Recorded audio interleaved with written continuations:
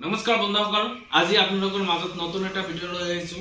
বহুতো SMS আহি আছে, হোৱাটছএপ আহি আছে যে ফিনো পেমেণ্ট বেংকৰ আইডি লাগে। মই একচুৱেলি ফিনো পেমেণ্ট বেংকৰ আইডি বহুত দিছোঁ, ঠিক আছে। অলৰেডি মোৰ 3000ৰ ওপৰত ফিনো পেমেণ্ট বেংকৰ আইডি অলৰেডি আছে, মডাৰ্ণ মাৰ্চেণ্ট আছে, ঠিক আছে। মই চুপাৰো লৈছোঁ, কিন্তু এতিয়া মই 2 মাহ হৈ গ'ল, এতিয়া মই এটাও ফিনো পেমেণ্ট বেংকৰ ৰিটাৰ্ণ আইডি দিব পৰা নাই।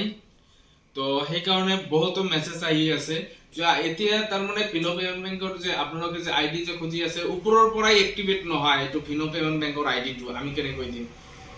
তো আপোনালোকে যদি বেলেগ যদি আইডি ল'ব খুজি আছে এই ভিডিঅ'টো চাওক। আপোনালোকে বেলেগ আইডি আমি দি আছো, ৰয়নেটৰ আইডি দি আছো, তাৰপিছত পেনিয়াৰ বাইৰ আইডি দি আছো, মুভিশ্বপৰ আইডি দি আছো, সহজৰ আইডি দি আছো, এনএছডিএলৰ আইডি দি আছো, ফিনকেয়াৰৰ আইডি দি আছো। গোটেই আপোনালোকে যদি ল'ব খোজে সূৰ্যোদয় স্মল ফাইনেন্স বেংকৰ আইডি দি আছো।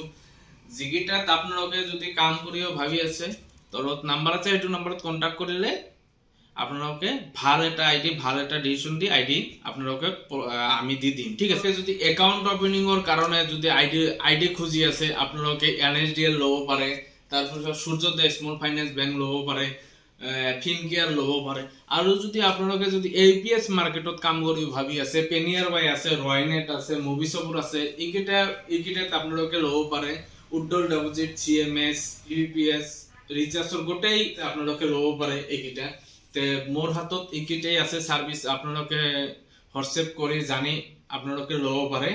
কিন্তু এতিয়া মেইন কথা হ'ল আমি ফিনো আইডি এতিয়া দিব নোৱাৰিম। যদি ভৱিষ্যতত যদি ফিনো আইডি যদি হিয়তে যদি এক্টিভ কৰাই দে তেনেহলে আমি ভৱিষ্যতত ফিনো আইডি আমি দিব পাৰিম, প্ৰভাইড কৰিব পাৰিম। এতিয়া আমি ফিনো আইডিটো দিব নোৱাৰিম।